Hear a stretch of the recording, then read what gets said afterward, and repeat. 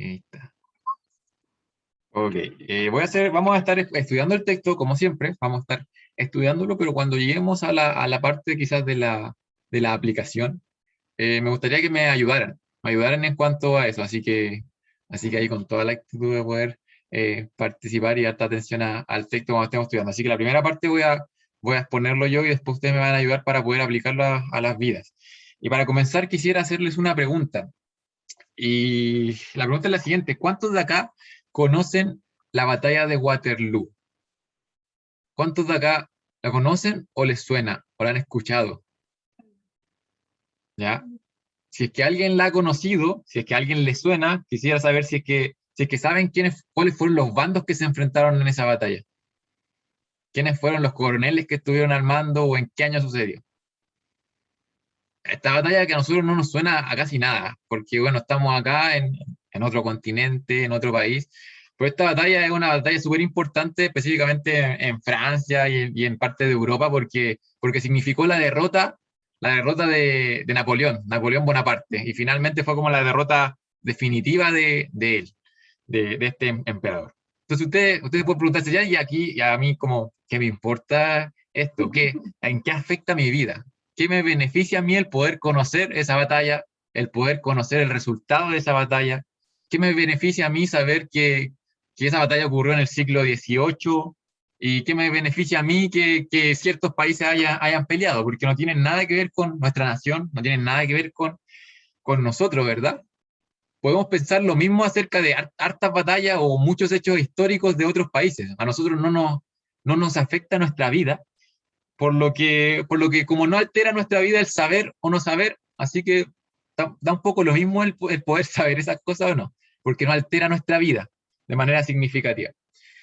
¿Por qué quise partir con esta pregunta? Porque a veces nos pasa lo mismo con la Biblia, porque la Biblia contiene muchos hechos históricos, muchos hechos que acontecieron de verdad, y algunas personas lo toman la Biblia solamente como un libro de historia. ¿Por qué? Porque contiene hechos históricos, hechos verídicos, hechos reales.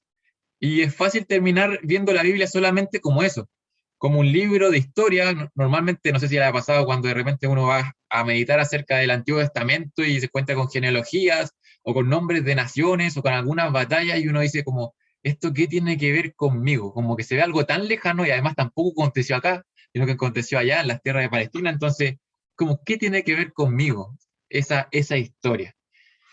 Pero mis hermanos, las escrituras son diferentes a un libro de historia. Las escrituras no es simplemente un registro de eventos históricos, sino que lo que Dios se ha revelado en este libro tiene todo que ver con nosotros. Tiene todo que ver con nosotros y se afecta a nuestra vida. No es como esta batalla que ocurrió en Francia, no sé qué año, no. Lo que revela las escrituras tiene todo que ver con nuestras vidas. Y específicamente la crucifixión y la resurrección de Cristo tiene completo asidero en nuestra vida. Es muy importante, es fundamental. Estos hechos históricos que nosotros estamos estudiando son muy importantes para nuestra manera de vivir. Incluso las escrituras, si es que nos ponemos quizás un poco quizás críticos, si es que las escrituras mismas dicen que si es que la resurrección de Jesús, si es que la muerte de Jesús no fueran ciertas, la vida de nosotros sería una lástima, dice la Biblia. Y de hecho la vida de la humanidad sería una lástima si es que, por ejemplo, Jesús no hubiese resucitado. Si es que lo que sale aquí no fuera verdad, sería una lástima. ¿Y por qué sería una lástima? Porque la humanidad no tendría ninguna esperanza. No tendría ninguna esperanza y es por eso que la vida sería una lástima. Pero al contrario, si es que es verdad lo que está en este libro, si es que es verdad lo que hemos estado estudiando de Jesús, lo que ocurrió alrededor de 2000 años atrás, si es que es verdad, hermanos, entonces ese hecho, nadie debería ser indiferente a eso. Eso debiera afectar la vida de todos cuando alguien lo puede reconocer, cuando alguien lo puede entender, eso afecta tu vida, cambia tu vida. No es algo que uno puede decir como, no importa, eso pasó hace tanto tiempo, no importa, no. No, si nadie puede quedar indiferente a esta verdad. Y sobre todo a la verdad de la muerte y la resurrección de Jesús, porque son cosas centrales en nuestra fe. Son el fundamento de nuestra fe. Y Pablo lo escribe así, y Pablo lo reconoce así. Y quiero leerles una pequeña porción en 1 Corintios 15, del 3 al 4. 1 Corintios 15, del 3 al 4. en donde Pablo está identificando ahí de cierta manera el fundamento de nuestra fe, podríamos decir como la esencia, la esencia del Evangelio, el centro del Evangelio. Y en 1 Corintios 15, 3 y 4, Pablo dice lo siguiente, dice, que Cristo murió por nuestros pecados conforme a las Escrituras, y que fue sepultado y que resucitó al tercer día conforme a las Escrituras. Pablo aquí está reconociendo, ¿verdad?, hechos fundamentales, hechos esenciales, ¿verdad?, para lo que creemos nosotros. Y quiero que pongan alta atención a lo que acabo de leer. Lo voy a leer de nuevamente. Dice que Cristo murió por nuestros pecados conforme a las Escrituras, que fue sepultado y que resucitó al tercer día conforme a las Escrituras. Aquí hay dos hechos súper importantes y que normalmente, creo que me quedé pegado, ¿no? Ahí sí, Ahí sí. ahí sí. Ahí está. Ahí sí. Ya. Creo que quedé aquí. Quiero que pongamos harta atención o que escuchen nuevamente el texto de 1 Corintios 15. Dice que Cristo murió por nuestros pecados conforme a las Escrituras y que fue sepultado y que resucitó al tercer día conforme a las Escrituras. Estos son eventos, ¿verdad?, importantísimos para lo que creemos. Y a mí me llamó mucho la atención el poder leer esto y decir, sí, yo creo que la muerte de Jesús fue muy importante, fundamental, que la resurrección también. Pero en ese texto que acabo de leer yo, hay un evento que está entre medio de los dos y que la Biblia se dedica a exponerlo, quizás no de manera tan extensa, pero que también es importante, y es que Jesús fue sepultado. Dice que fue muerto, que fue sepultado y que fue resucitado. Eso dice Pablo en Corintios. Y llama la atención que si ustedes revisan los evangelios narran diferentes como acontecimientos en la vida de Jesús, y algunos se repiten, ¿verdad? Y normalmente los acontecimientos que Mateo, Marcos, Lucas y Juan, los cuatro integran, normalmente son cosas muy importantes. Y es por eso que los cuatro evangelios los ponen. Y no es coincidencia que los cuatro evangelios narran esto que vamos a estar estudiando hoy acerca ¿de qué? De la sepultura de Jesús, de que Jesús fue sepultado. Los cuatro evangelios no pasan por alto este hecho, sino que Dios, el Espíritu Santo, inspiró esto porque es importante. Jesús fue sepultado. Y los cuatro evangelios nos exponen esa verdad y es un hecho que no podemos pasar por alto. Y eso es lo que vamos a estar estudiando hoy. Son poquitos versículos. Y el sermón del día de hoy, yo le puse de la siguiente manera. El sermón de hoy le titulé ¿Cómo enterró Dios a su Hijo? ¿Cómo enterró Dios a su Hijo? Este título no lo inventé yo, sino que en un libro de estudio encontré que a esta porción le ponían así. Le ponían ¿Cómo Dios enterró a su Hijo? Y me gustó mucho este título. ¿Saben por qué? Porque de cierta manera nos centra la vista en Dios y en que Él está obrando en todo lo que pasa en este pasaje.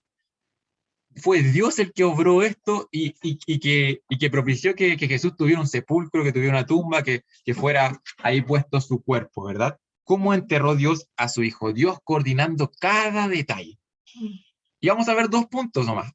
Y como les dije, lo voy a hacer un poco diferente. Así que el primer punto vamos a estar estudiando la sepultura de Jesús. Vamos a estar estudiando el texto punto por punto. ¿Qué nos dice la Biblia acerca de la sepultura de Jesús?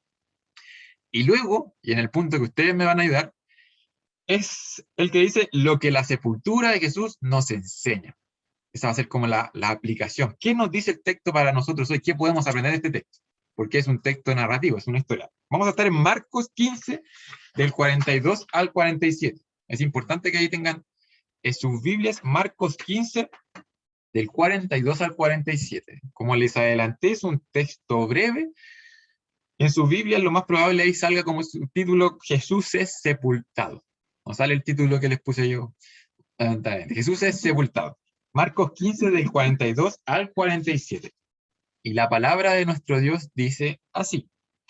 Cuando llegó la noche, porque era la preparación, es decir, la víspera del día de reposo, José de Arimatea, miembro noble del concilio, que también esperaba el reino de Dios, vino y entró osadamente a Pilato y pidió el cuerpo de Jesús. Pilato se sorprendió de que ya hubiese muerto, y haciendo venir al centurión le preguntó si ya estaba muerto. Informado por el centurión, dio el cuerpo a José, el cual compró una sábana y quitándolo lo envolvió en la sábana y lo puso en un sepulcro que estaba cavado en una peña, e hizo rodar una piedra a la entrada del sepulcro. Y María Magdalena y María, madre de José, miraban dónde lo ponía. Vamos a orar para que el Señor sea ayudándonos a poder comprender este texto. Amado Padre Celestial, gracias te damos, Señor, porque podemos tener los medios para poder conectarnos a la distancia. Agradezco por cada uno de los jóvenes, Señor, que puede estar acá, Señor, esta tarde. Agradecemos también por poder tener tu palabra, Señor, que sabemos que es eficaz, que cumple su propósito por el cual fue dado. Te damos gracias porque sabemos que tú te revelas a través de ella, que podemos conocerte más a ti, conocer a nuestro Señor, Señor, incluso saber quiénes somos nosotros, Padre, Señor.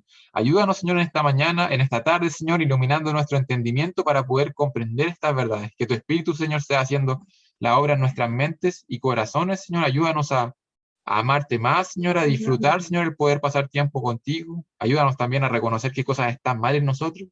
Ayúdanos a crecer en confianza, Señor, en fe, Señor.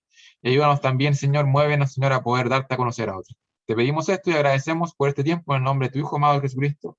Amén. Amén. Entonces, estos versículos, como les anuncié, nos narran a un Jesús siendo sepultado, ¿verdad? Y nos narran acerca de la sepultura de Jesús. Y primeramente se nos plantea que un hombre pide el cuerpo de Jesús. No sé si se recuerdan que quedamos en que Jesús expiró, Jesús murió, ¿verdad? Está colgado en el madero, pero ya él entregó su vida. Y ahora nos encontramos con un personaje que va a donde Pilato a pedir el cuerpo de Jesús. Que cuando llegó la noche, porque era la preparación, es decir, la víspera del día de reposo, José de Arimatea, ¿verdad? El contexto es que Jesús había muerto, ¿verdad? Aproximadamente sobre las 3 de la tarde, y ahora se acercaba, ya se estaba acercando la noche. Jesús se encontraba ahí fallecido ya en el madero, y el texto nos dice que era la víspera del día de reposo. Al otro día era sábado, ¿verdad?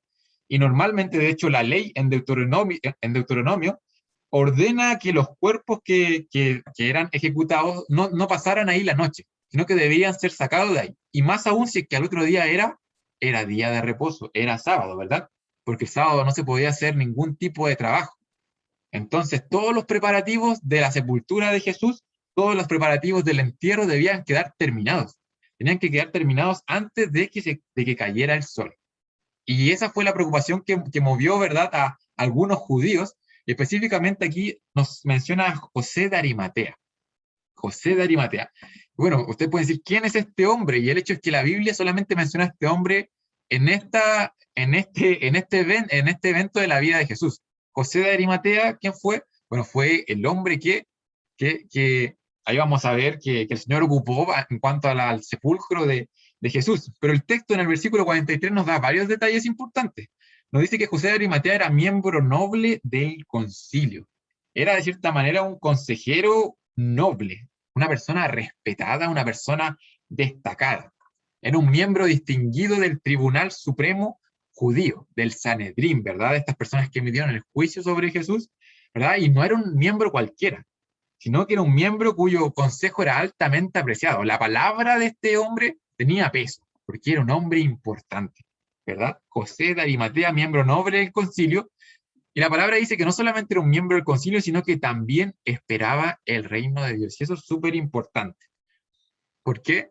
Porque esta declaración nos indica que José de Arimatea, al menos, era simpatizante del mensaje de Jesús. ¿Se acuerdan que Jesús, cuando comenzó su ministerio, en el primer capítulo de Marcos, él dice, el reino de los cielos se ha acercado?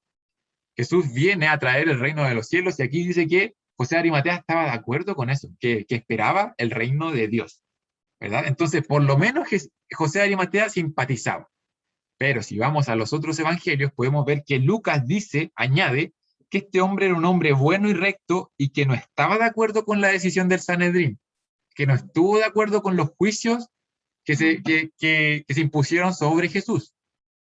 Y Mateo y Juan van aún más allá y dicen que este hombre era un discípulo.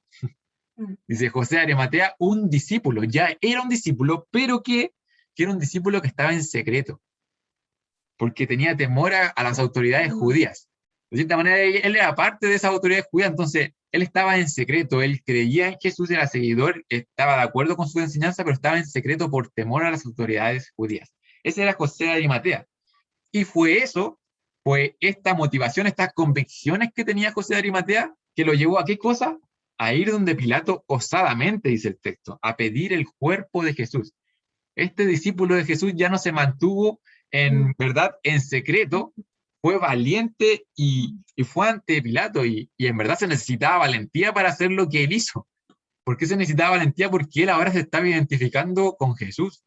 Se estaba identificando con Jesús al que, al pedir el cuerpo de una persona que había sido acusada de blasfemia, de un criminal, ¿verdad? Ante los ojos de esas personas, él estaba pidiendo darle una sepultura digna, ¿verdad?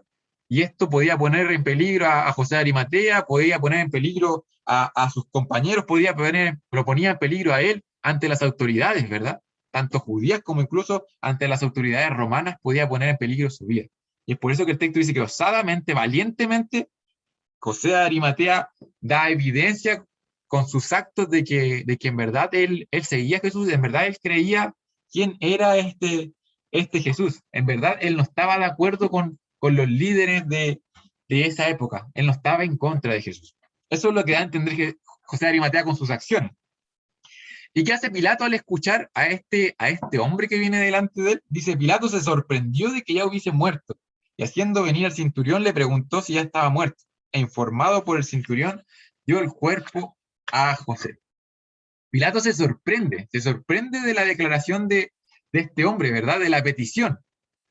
Primero se sorprende porque mi hermano Walter lo ha mencionado varias veces que lo normal era que la crucifixión fuera un suplicio bastante largo, más de 6 horas. Jesús estuvo 6 horas sobre el madero, pero normalmente la crucifixión era un suplicio mucho más extenso que podía pasar días las personas ahí colgando de ese madero. Entonces, esa fue la primera razón por la cual Pilato se sorprende. Y la segunda razón la encontramos en Juan 19. Vamos a ver Juan 19, 31 al 37. Juan 19, 31 al 37.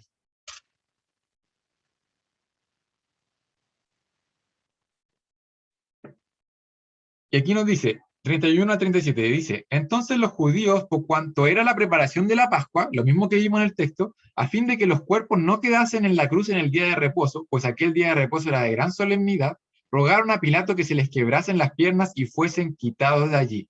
Vinieron pues los soldados y quebraron las piernas al primero y asimismo al otro que había sido crucificado con él. Mas cuando llegaron a Jesús, como le vieron ya muerto, no le quebraron las piernas. Vamos a quedar hasta ahí. Bueno, voy a leer 34. Pero uno de los soldados le abrió el costado con una lanza y al instante salió sangre y agua. Entonces, ¿por qué Pilato se sorprende también? Bueno, porque antes de que José de Arimatea fuera a pedir el cuerpo de Jesús, habían ido unos judíos a decir que esos hombres no podían pasar ahí la noche porque al otro día iba a ser día de reposo. Entonces tenían que acelerar su muerte. ¿Y cómo se les aceleraba la muerte? Bueno, se les quebraban las piernas, ¿se recuerdan? Y los hombres ya les costaba mucho más respirar y terminaban acelerando la muerte, ya el sufrimiento ya no era tan extenso, y es por eso que se les quebraba las piernas. Pero sin embargo, cuando se acercaron a Jesús, él ya había muerto, él ya había expirado y no fue necesario que se le quebrasen las piernas. Entonces los judíos fueron a donde Pilato y le dijeron, adelantemos la muerte de estas personas. Pilato dijo, ok, y luego vino José de Arimatea diciéndole, ¿sabes qué? Jesús ya está muerto. Pilato fue como, ya está muerto Jesús, recién dijimos que le quebraran las piernas y él ya había expirado, ya se encontraba muerto, no fue necesario que se le quebraran las piernas. Y bueno, es impresionante poder notar esto en este punto del texto, porque pareciera que estas decisiones no tienen ningún significado más allá. Pareciera que el quebrar las piernas o no quebrar las piernas de Jesús no tiene mucha implicancia. El Evangelio de Juan nos cuenta eso, ¿verdad? Pero son cosas súper importantes y son detalles que tenemos que tomar en consideración, porque para los soldados no tuvieron significancia, pero Dios estaba al control de todo lo que estaba aconteciendo ahí. Y podemos ver que el Salmo 34:20, yo lo voy a leer, dice esto acerca del Mesías. Dice, Él guarda todos sus huesos, ni uno de ellos será quebrantado. Si se recuerdan lo que sucedió en la cruz, Jesús estaba dando su vida como el Cordero de Dios, como un sacrificio perfecto. Y en el Antiguo Testamento los corderos no tenían que tener los huesos rotos. Estos corderos para los cuales no tenían que tener ningún hueso roto. Y Dios, a través de la petición de estos judíos, a través de Pilato que dijo, ok, sí que quiebren las piernas y que fueron allá y Jesús ya había expirado, Dios obró todo eso para que este cordero fuera un cordero sin mancha, un cordero perfecto, un cordero sin huesos rotos. Y es por eso que a Jesús no se le quiebran las piernas y solamente se le traspasa con una lanza para asegurarse. Y el tema es que se aseguraron los soldados, le traspasaron con una lanza, y esa fue la información que le pasa probablemente el centurión aquí en Marcos. ¿Por qué? Porque Pilatos le pregunta al centurión si es que Jesús efectivamente estaba muerto. Y el centurión responde de manera positiva. Informado por el centurión, dio el cuerpo a José. Jesús había entregado su espíritu. Jesús estaba muerto. La información estaba confirmada por estos hombres que tenían mucha experiencia ejecutando a personas. Ellos sabían diferenciar entre una persona muerta y una persona viva. Ellos habían traspasado a Jesús con una lanza. Jesús estaba muerto. La obra que el Padre le había dado al Hijo ya estaba consumada. Aunque el cuerpo de Jesús aún estaba sobre la cruz, ya no estaba en dolor. ¿Verdad? ¿Y por qué quiero destacar esto? ¿Y por qué quiero destacar que aquí toda la evidencia indica que Jesús ya había expirado? Porque hay algunas personas que dicen que Jesús no murió.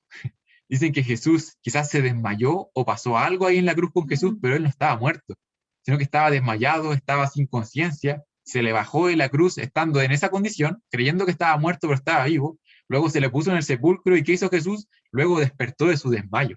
Algunas personas dicen eso, para decir que Jesús en verdad es un hombre cualquiera que simplemente sufrió de otra manera y se desmayó, perdió la conciencia, pero que nunca murió, y por lo tanto no resucitó.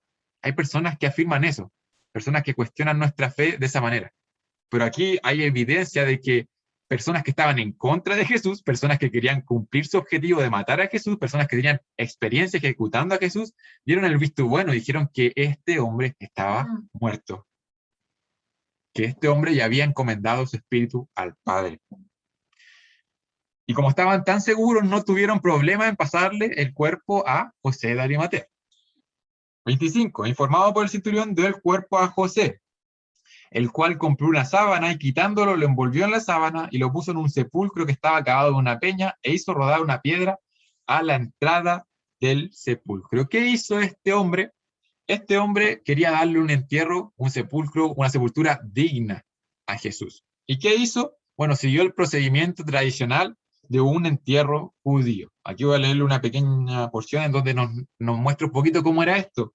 En el procedimiento judío para enterrar a una persona, el cuerpo se lavaba, se envolvía en una sábana con especias para cubrir el olor de la descomposición y después se le colocaba una especie de nicho en una tumba excavada en una roca y después se sellaba con una piedra cuadrada o redonda. Ese era el procedimiento normal de un entierro judío. Y el cuerpo permanecía ahí hasta que la carne se descomponía. Y luego se abría nuevamente el sepulcro, los huesos se ponían en una especie como de caja y a veces se enterraba. Y ese sepulcro se podía ocupar por una familia varias veces. Varias veces un mismo sepulcro era como, de cierta manera, como los nichos que a veces tienen en los cementerios donde entierran como a varias personas ahí, son nichos familiares. Un sepulcro, una tumba era una especie así. Lo podía ocupar una familia varias veces. Y el tema es que, y algo que no mencioné, es que José de Arimatea era un hombre rico, dice el Evangelio de Mateo. Y es por eso que tenía este sepulcro en una cueva, ¿verdad? Y este sepulcro era para él y para su familia. Pero era un sepulcro que aún no había contenido a ninguna persona, era una tumba nueva, podríamos decir, pero era de él. Era una persona rica que tenía su sepulcro y lo dispuso para Jesús. Dispuso este sepulcro para Jesús, deseando qué cosa, honrar a Jesús al darle una tumba, un sepulcro digno. Él quería ver a este señor, a su señor, sepultado de manera adecuada y que no fuera lanzado a una tumba común. Un criminal hubiese sido lanzado a una tumba en donde eran lanzados todos los criminales. Pero no, José de Arimatea, como un hombre rico, tenía un sepulcro y lo dispone para Jesús. Y nuevamente aquí vemos a Dios obrando a través de las personas, obrando a través de los medios, obrando a través de las acciones, las decisiones que tomó José de Arimatea.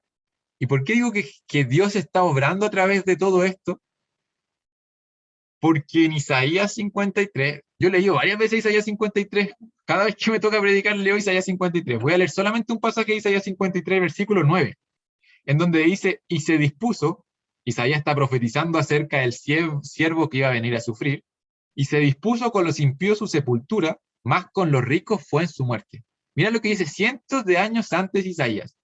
Y se dispuso con los impíos su sepultura, más con los ricos fue en su muerte. Lo más probable es que la audiencia original de Isaías escuchó eso y no logró entender a qué se refería. Pero una vez que Jesús murió y fue sepultado, se entendió esa profecía.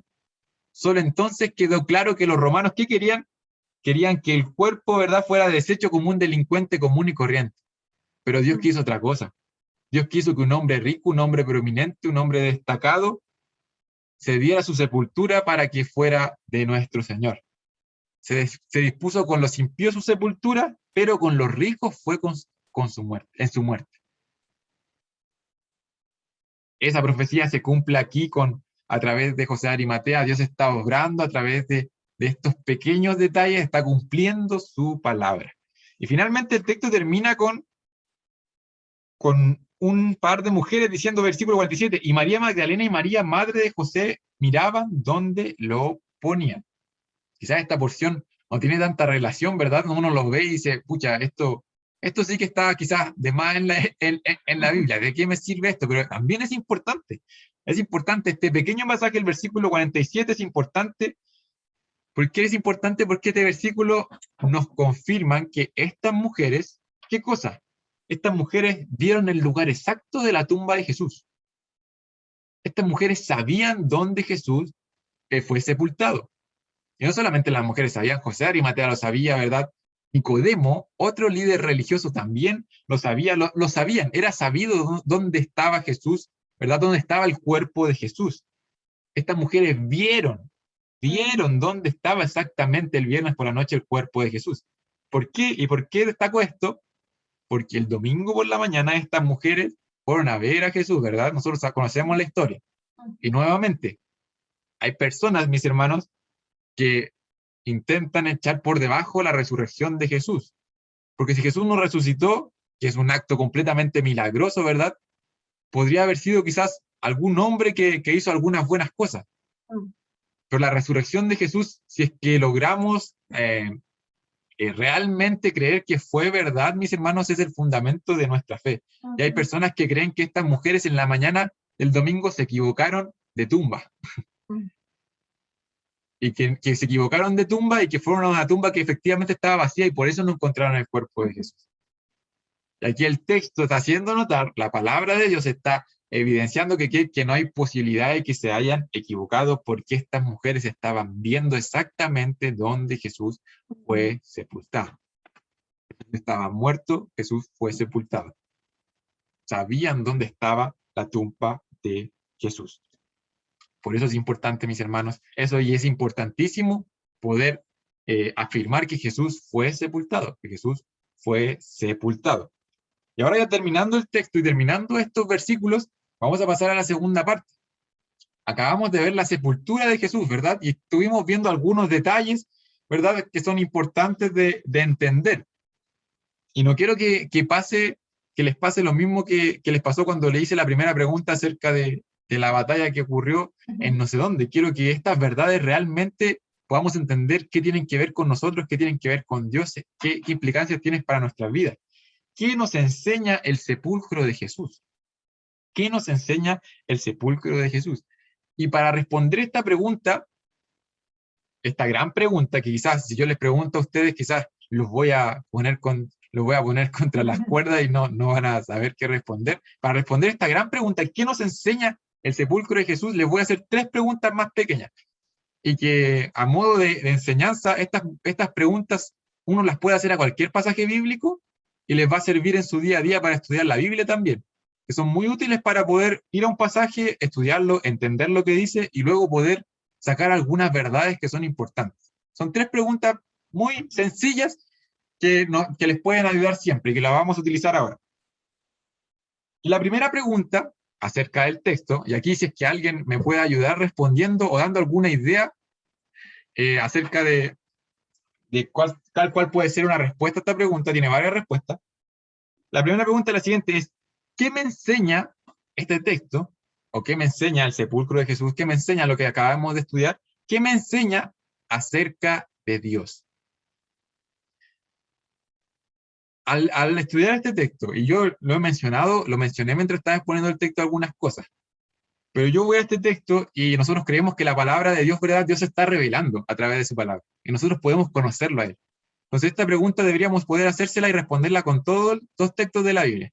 ¿Qué me enseña acerca de Dios? No sé si alguien me puede ayudar. ¿Que alguna idea, algún lineamiento? Javi levantó una mano tímida. Bueno, nos enseñan la soberanía de Dios, que a pesar de, tal vez en nuestra mente pensar que en este ámbito que Jesucristo estaba muerto, tal vez estaba un poco perdido, por así decirlo, Dios seguía siendo soberano, Dios seguía siendo el gran rey, y él todavía tenía el control de todo. Nunca se, como que bajó de su trono, nunca bajó de su trono, siempre estuvo ahí presente. Así es. No sé si alguien quiere agregar algo más a eso. Sí, o sea, que nos enseña también que Dios es justo cuando hizo que Jesús no iba a morir como un delincuente, sino que también le dio quizás una sepultura diferente a lo que era cómo se trataban a los delincuentes. ¿Queda?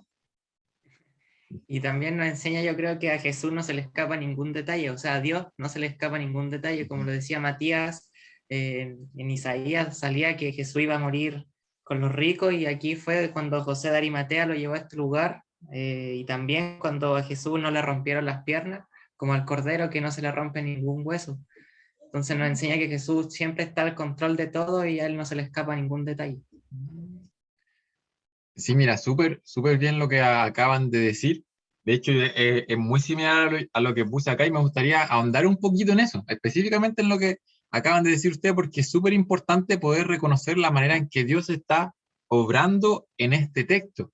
Y no sé si se recuerdan la semana pasada que cuando Jesús está a punto de expirar, que hubieron tinieblas, ¿verdad? Que el velo se rasgó. Pasaron varios acontecimientos ahí, que de hecho en el Evangelio de Mateo también nos narra un par de cositas más, ¿verdad? Y fueron acontecimientos de cierta manera sobrenaturales, ¿verdad?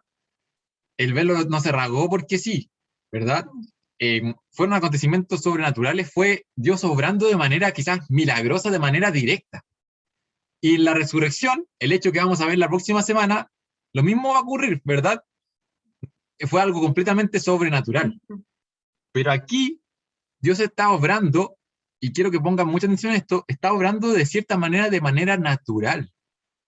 Porque no vemos quizás un hecho sobrenatural, no vemos quizás como algo milagroso que está aconteciendo aquí, sino que está Dios obrando a través de qué? A través de las acciones de este hombre que decidió, Dios lo usó para que pudiera poner su sepulcro, a través de las decisiones incluso de los soldados de ver a Jesús, no, él ya expiró, no vamos a quebrarle las piernas. Esas cosas no están sucediendo por azar, no están sucediendo por casualidad, sino que es Dios obrando. ¿Y de qué manera está obrando Dios ahí?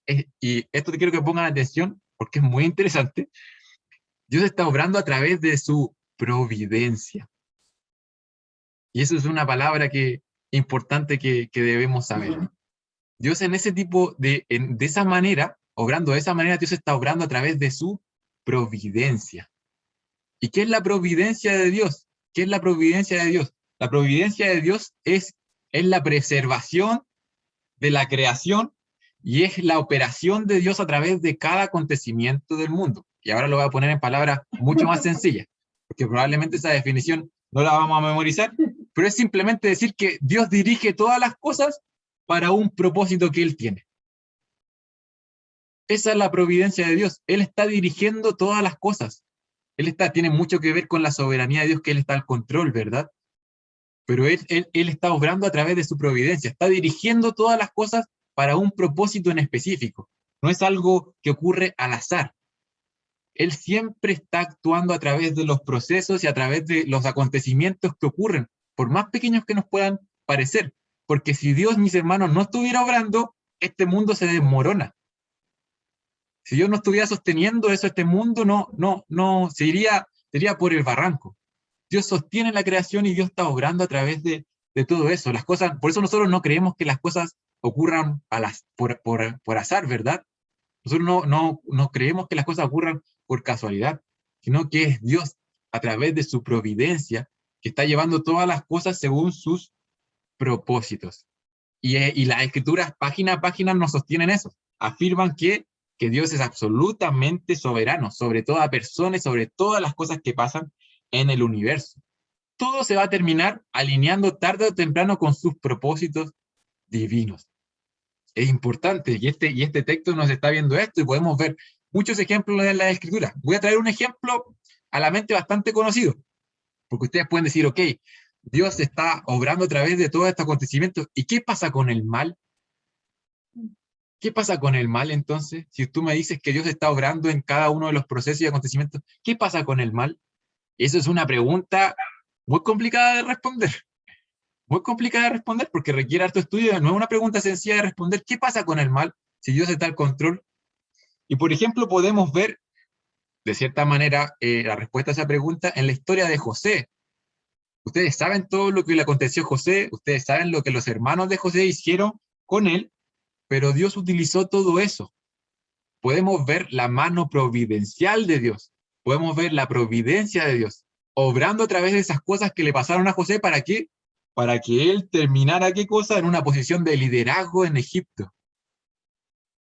Todo lo que aconteció en la vida de José tenía un propósito para que él finalmente terminara siendo el líder de esa nación, colaborando también en una posición alta o con un alto cargo.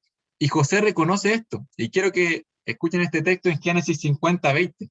José le dice a sus hermanos, ustedes pensaron mal contra mí, mas Dios lo encaminó a bien, para hacer lo que vemos hoy, para mantener en vida a mucho pueblo. La responsabilidad del mal, hermanos, es del hombre. Las decisiones malas, pecar, son decisiones que toma el hombre de manera libre. ¿Por qué? Porque Dios nos da esa libertad. Pero a pesar de eso, a pesar de esas malas decisiones que toma el hombre, Dios sigue al control y encamina todas esas cosas finalmente para un bien mayor. Eso lo vemos en la vida de José, que Dios permitió que sucedieran cosas malas en la vida de él, pero que Dios usó esas cosas. A través de su providencia las permitió, ¿verdad? Para un bien mayor. Esa es la providencia de Dios, eso es Dios obrando a través de estos medios naturales. Me gusta esa palabra, destacar que quizás nosotros a veces a diario no podemos reconocer que Dios está obrando de manera milagrosa todos los días, ¿verdad? En la mañana, en el almuerzo de la tarde, que ocurra un milagro en mi vida, algo sobrenatural, en donde las leyes naturales dejen como de cierta manera como de cumplirse y ocurra algo fuera de la norma. Eso es un milagro. Algo fuera de las leyes naturales. Pero es Dios finalmente el que está sosteniendo y el que está obrando cada cosa que ocurra a nuestro alrededor a través de los medios naturales. Y eso es lo que vemos en el texto, y bien ustedes lo reconocían. Lo reconocían. Podíamos ver en el texto cómo Dios obraba, ¿verdad?, de manera providencial a través de José de Arimatea, un medio natural para llevar a cabo sus propósitos, para proteger el cuerpo de Jesús, ¿verdad? Y Dios permite esto también para que después no hubiera ningún argumento en contra de la resurrección de Jesús. Porque si el cuerpo de Jesús se hubiese tirado en cualquier parte, se hubiese perdido, todo nos hubiesen criticado en cuanto a que Jesús quizás nunca murió, a que Jesús nunca estuvo en un lugar, quizás es otra persona la que se está haciendo pasar por Jesús. Pero Dios dispuso de que el cuerpo fuera protegido, de que estuviera en una tumba, y después de 3 días esa tumba estuviera vacía. Ese es Dios obrando, mis hermanos. Ese es Dios teniendo el control. Y esa es una verdad que trae paz a nuestro corazón. Eso es una verdad que afecta a nuestras vidas. Estamos conociendo a Dios a través de este texto y podemos conocer la manera en que Él obra. Podemos reconocer que Él está involucrado de manera íntima en todos los detalles de nuestra vida. Inclusive cuando quizás nosotros no podamos quizás sentirlo de manera consciente, aun cuando no podamos entender lo que está haciendo o por qué lo está haciendo, hermanos, Dios está obrando en nuestra vida. Dios está obrando en nuestra vida. Antes de pasar a la siguiente pregunta, la primera pregunta era, ¿qué me enseña esto acerca de Dios? También quisiera hacer una pequeña mención a que este texto nos enseña que Dios cumple su palabra. Y siempre es bueno recordarlo, siempre es bueno recordarlo. Dios cumple su palabra, la palabra de Dios no falla, no falla. Lo que Él ha dicho, Él lo va a cumplir. Y lo vimos a través del cumplimiento de varias profecías en este texto tan pequeño. Lo que dijo cientos de años antes, aquí lo cumplió. Su palabra es verdad, mis hermanos. Su palabra es verdad. Vamos a la siguiente pregunta. Nuevamente necesito su ayuda. Quizás van subiendo de dificultad. No. Es que algunos textos, algunas son más fáciles de responder. Por ejemplo, bueno, en este texto, la primera pregunta fue, ¿qué es lo que nos enseña acerca de Dios? Ya, la segunda pregunta, que nuevamente lo reitero, podemos hacérsela a cualquier texto, es, ¿qué me enseña acerca de Jesús? ¿Qué me enseña específicamente acerca de Jesús? Específicamente acerca de esta persona. Ya no solamente acerca de Dios, obrando y la manera en que Él es, sino que específicamente acerca de Jesús. ¿Qué me enseña acerca de Jesús este texto? A ver si es que alguien me puede ayudar. No, pero fue recién.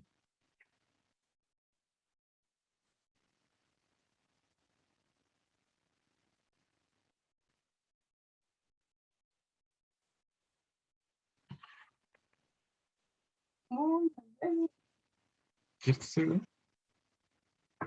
Esperen un poco. Ahí está. Ahí. Bueno, esa fue la tercera y la cuarta pregunta. Ay, los chiquillos justo dijeron todas las respuestas. Sí, justo. Ya, vamos con la segunda pregunta. ¿Qué me enseña acerca de Jesús? Específicamente acerca de Jesús. Yo veo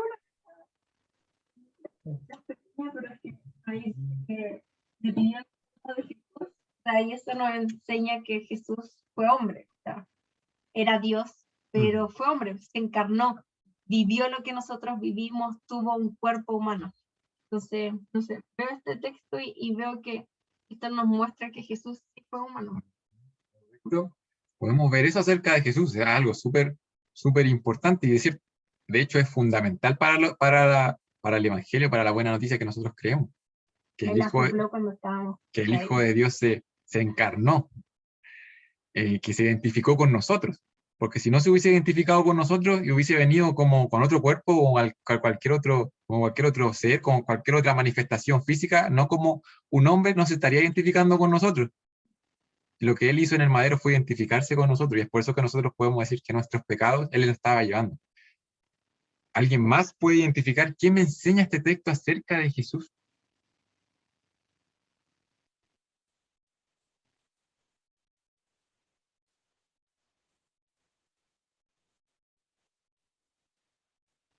No es tanto complicado, es simplemente ver el texto y decir, ¿sabes qué? Hay una verdad aquí, yo puedo decir que Jesús, no sé. Creo que Jesús le era como fiel a lo que era la palabra de Dios, porque a pesar de que Jesús fue 100% hombre y 100% Dios, y él igual hizo lo que decía la palabra de Dios, que fue que él iba a ser crucificado y que iba a pasar por dolor. Y eso. Sí, Jesús, aquí también podemos ver la obediencia de Jesús, ¿verdad? Incluso hay profecías que hablan acerca de que Jesús iba a estar un tiempo, ¿verdad? Antes de resucitar. No iba a morir y iba a resucitar inmediatamente. Hay profecías que hablan acerca de eso, así que Jesús está obedeciendo acá, está sometiéndose a la voluntad del Padre. Porque perfectamente, Jairo, ¿o no? O sea, sí, se me ocurrió una Dale. idea de que Jesucristo, aún estando en la condición de muerte, seguía trabajando en los corazones de la gente. Por ejemplo, en la de José, que aún a través de la cruz, pues, seguía trabajando a través de su muerte por el momento. Y después pasó a ser. Así es. Me acuerdo cuando me tocó predicar acerca de cuando Jesús estaba llevando su cruz, ¿verdad? Y se encuentra con Simón de Sirene, yo le había titulado a uno de los puntos que el rey salva. Y aquí, incluso aquí, el rey sigue salvando. De hecho, normalmente se reconoce que Jesús en ese momento de tanto sufrimiento tuvo su encuentro con Simón de Cirene, y Simón de Cirene terminó siendo creyente. Luego tuvo su encuentro con uno de los ladrones de la cruz que también terminó arrepintiéndose. El rey salvando ahí en su agonía. Aquí nuevamente podemos reconocer a otro creyente de Jesús que manifiesta su fe en este momento tan complicado, ¿verdad? Y bueno, yo había anotado aquí dos cositas y son dos cosas bastante, ustedes fueron mucho más, sí, mucho más. No, pero son cosas que uno que tiene que identificar y de ahí comenzar a profundizar. Y son cosas, y lo siento a poder hacer estas preguntas cuando ustedes estudien la palabra de Dios. ¿Qué me enseña este texto acerca de Jesús? Yo lo primero que veía que me enseña este texto es que Jesús murió. Lo primero que me enseña este texto es que Jesús murió.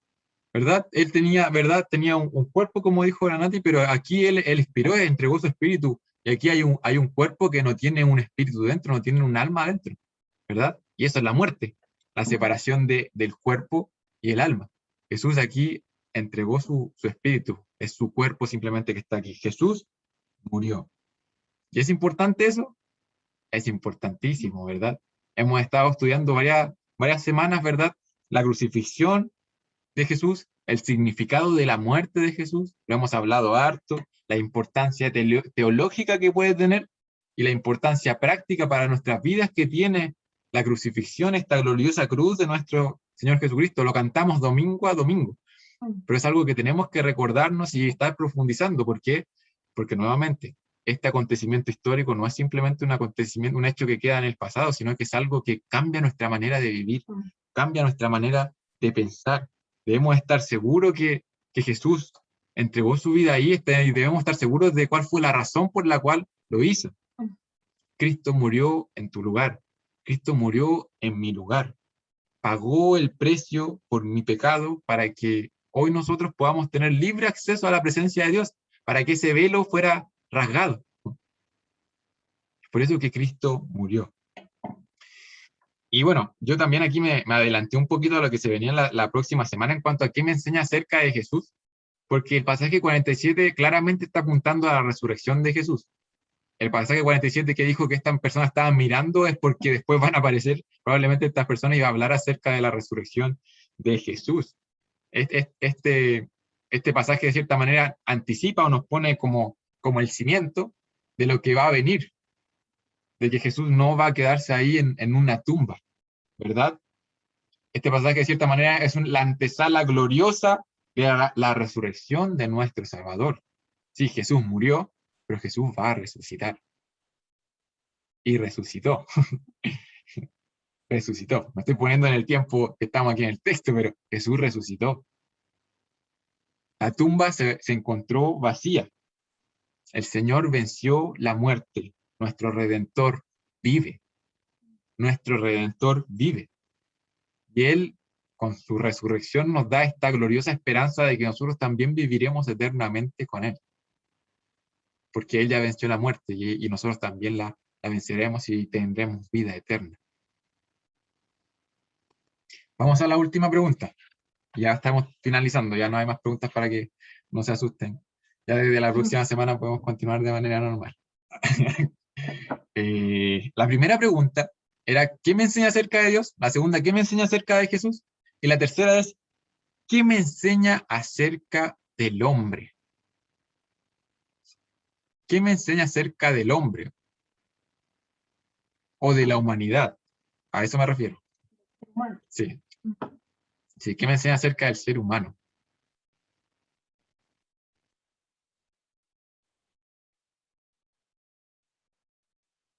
Me acuerdo que hace un tiempo atrás nosotros estudiamos el Evangelio, que fue de los primeros sermones que vimos una serie del Evangelio, y hablábamos de estas mismas cosas.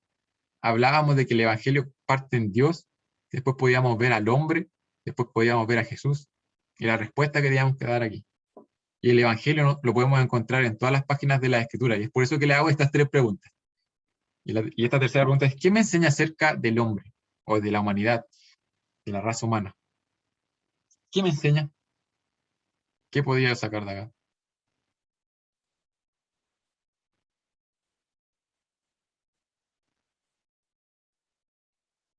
Yo aquí escribí algo un poquito relacionado con lo que el Jairo dijo, porque como que se me adelantó un poquito. Relacionado con... Ahí hay una pista al menos de lo que yo reflexionaba, porque se puede dar, uno puede meditar en estas cosas. Pero no sé qué piensan ustedes, ¿qué me enseña este texto acerca del hombre?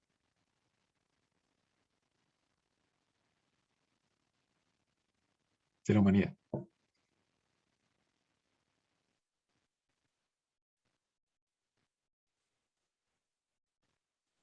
Yo pensaba, no pensaba que hay hombres buenos y hombres malos, no. No, pero hay creyentes y no creyentes, eso es como una verdad de la humanidad. Y vemos a Pilato, lo mismo que hablamos hace como 2 o 3 semanas, que él realmente no creía que, o sea, él veía que no había nada malo en Jesús, como que creía en él, pero no se la jugó, o sea, no llegó a creer y al final es un no creyente. Pero vemos a José de Arimatea, alguien que vio quizás lo mismo que vio Pilato, estuvo ahí en las decisiones del Sanedrín, pero él decidió creer en Jesús. Bueno, yo veo algo tan claro como que hay personas que creen en Jesús y hay no creyentes también. Sí, Una realidad. eso es verdad. Y la escritura está lleno de eso. Si ustedes de repente leen un pasaje y como que tienen eso en mente, es como, a ver, cómo la escritura me habla acerca de la condición del corazón del hombre. Que el corazón del hombre o es un corazón de carne o un corazón de piedra, pero no hay otra alternativa. Y si uno lee la escritura, lo puede encontrar en cada página de la escritura.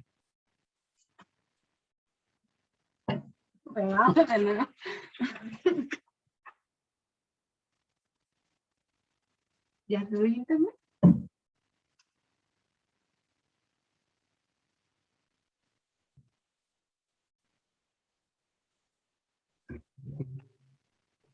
Ahí está.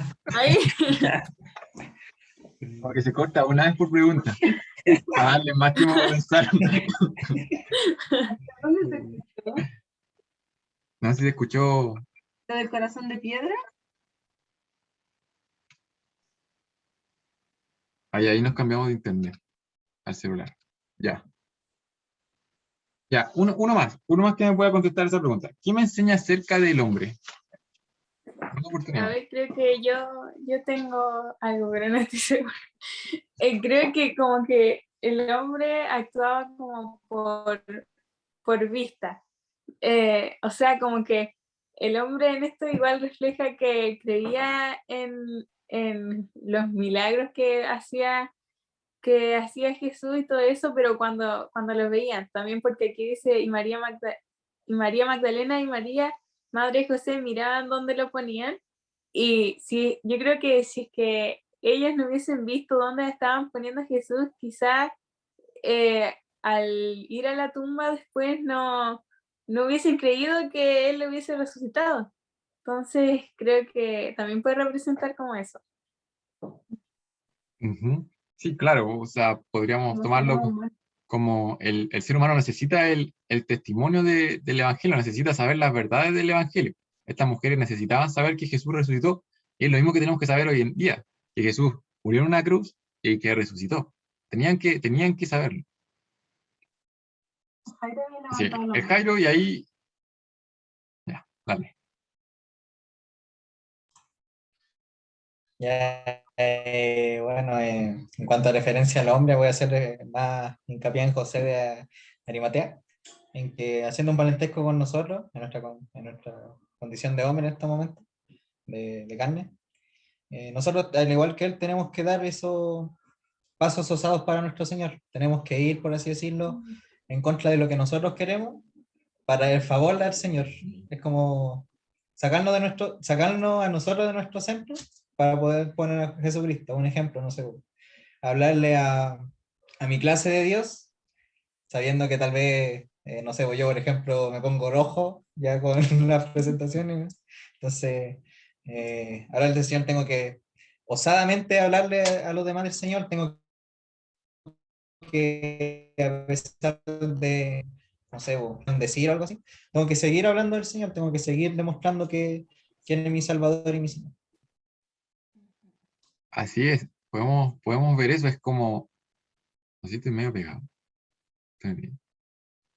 Podemos reconocer que que la fe no es algo simplemente intelectual o algo que simplemente pasa en nuestro interior, sino que tiene que tener fruto. A eso apuntaba Jairo, que finalmente este José de Arimatea, que era una persona que tenía fe, que era un discípulo, dice la palabra, pero que tenía temor a las autoridades judías, finalmente demostró con su vida que realmente creía en quién era su Señor y estuvo dispuesto a arriesgar. Y nos trae a la mente las mismas palabras de Jesús que dijo en Marcos, que el que quiera seguirle, el que quiera venir en pos de él, de Jesús, tiene que negarse a sí mismo y tomar su cruz y seguirle. Finalmente es eso, es seguir una vida que finalmente va en pro de nuestro Señor, en servicio a Él, más que en servicio a nosotros. Es una observación súper buena, una observación muy buena. Yo también agregaba aquí que me enseña acerca del hombre. Este texto finalmente también nos enseña acerca del hombre y de la humanidad en general, que todos necesitamos el Evangelio. Todos necesitan el Evangelio. Todos los hombres necesitan saber estas verdades del Evangelio. Necesitan conocer a Jesús. Todas las personas. Y que no basta simplemente con guardar la ley o con intentar agradar a Dios siendo una buena persona. No. Todos los hombres necesitan encontrarse con Cristo. ¿Y por qué hago hincapié en esto en base al texto?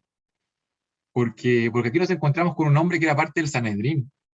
Un hombre que nosotros podamos pensar que quizás, y como...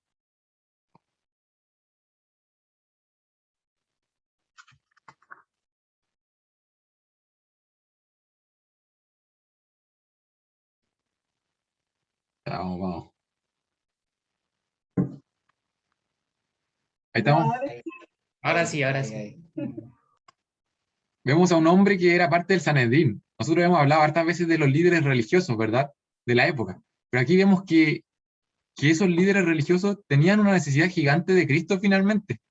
Que no podemos verlos como los enemigos de la película, sino que tenemos que verlos como personas que necesitaban de Cristo. Unas personas que necesitaban de Cristo y que tenían sus corazones endurecidos. Ellos necesitaban creer en el Evangelio. Y también podemos ver que Dios pudo obrar en ellos, pudo obrar en algunos de ellos, pudo obrar en ellos. Dios tiene el poder para hacerlo. Todos los hombres tienen necesidad del Evangelio y todos los hombres pueden creer en el Evangelio. Incluso un hombre que pertenecía al Sanedrín, incluso un hombre que era rico. Y esto nos da a entender, mis hermanos, que toda la humanidad tiene la misma necesidad y que el Evangelio tiene un alcance, podrían decirlo como global. El Evangelio tiene un alcance global, no importando nada en la persona, porque el Evangelio y la salvación no depende de algo que nosotros podamos traer, ¿verdad? De algún mérito, de alguna cosa que nosotros hayamos podido hacer de antemano, ¿no? El Evangelio tiene un alcance global y puede alcanzar a cualquier persona, ya sea rica o pobre, ya sea que pertenezca al Sanedrín o no pertenezca al Sanedrín. No distingue entre hombre o mujer, entre joven y adulto, no. Esta buena noticia es para todos. Porque todos tienen necesidad del Evangelio. Todos los hombres necesitan el Evangelio, necesitan a conocer a Jesús. Y esto, mis hermanos, nos lleva a qué cosa? A confiar realmente en el Evangelio. A confiar realmente que el Evangelio es esta buena noticia que realmente es poder de Dios para salvación. Confiar que esta buena noticia puede transformar a cualquier persona. Por más difícil que parezca, por más que alguna vez pensamos, no, esta persona, ¿cuándo? No tiene pinta de poder convertirse, nunca es cristiano. No, hermano, no. Por más difícil que parezca que una persona pueda venir a los pies de Cristo, el Evangelio tiene poder. Y trajo a los pies de Cristo a este hombre. Y hoy día, mis hermanos, tenemos que seguir orando por aquellas personas que están en nuestro corazón para que puedan venir a los pies de Cristo. ¿Por qué? Porque el Evangelio tiene poder, es poder para salvación y puede hacer la obra. Debemos seguir orando por ellos, debemos seguir dándole testimonio con nuestra vida. Y también, y esto quizás nos cuesta más, no tenemos que perder oportunidad de también testificarle con nuestros labios. Recordamos siempre que la fe es por el oír, y el oír por la palabra de Dios. Orar para que el Señor abra puertas para que podamos testificarle de nuestro Señor. Darles a conocer esta buena noticia, confiando siempre en que en que Dios puede hacer la obra en ellos. Porque la Biblia nos da testimonio de que es así. Y nuestras mismas vidas, el espíritu que tenemos dentro también da testimonio de que Dios hizo la obra en nosotros. Ya para ir concluyendo, el sermón del día de hoy se llamaba ¿Cómo Dios enterró a su Hijo? Y hemos visto varios detalles importantes, cosas que sucedieron en estos pasajes, en esta breve porción, ¿verdad?, acerca de la sepultura de Jesús. Y luego veíamos lo que la sepultura de Jesús nos enseña, que nos enseña acerca de este Dios, la manera en que Él, en este momento, que pareciera que los cristianos no tienen ninguna esperanza, en donde su Salvador está en una tumba, en ese momento Dios sigue obrando. Dios no ha perdido el control. También nos enseña mucho acerca de quién es Cristo, de quién es nuestro Salvador, de lo que hizo Él, de su muerte, de su resurrección. Y también nos enseña mucho acerca de la humanidad, acerca de los creyentes, acerca de los incrédulos, ¿verdad? Acerca de la manera que debemos vivir nuestra fe y acerca de la necesidad que tiene el mundo de conocer a Jesús. Ya casi estamos llegando al final de esta historia que nos narra el Evangelio de Marcos, ¿verdad? Y más allá de una historia, más allá de un acontecimiento, un gran acontecimiento histórico que nos narra Marcos, mis hermanos, es una noticia, es la mejor noticia que podemos escuchar. Dios amó tanto al mundo que envió a su Hijo a morir para que tengamos vida eterna. Hoy te invito, si es que aún estás viendo todo esto como simplemente una historia más, te invito a dejar de pensar de esa manera. Y te invito a creer que estas verdades realmente confortan nuestra alma. Te invito a venir a Cristo, porque aún estamos a tiempo. Aún hay tiempo, mis hermanos, de poder venir a Cristo. Oremos a nuestro Dios. Amado Padre Celestial, gracias te damos, Señor, porque tú eres muy bueno para con nosotros. Reconocemos, Señor, en esta tarde que eres tú, Señor, el que nos ha alcanzado.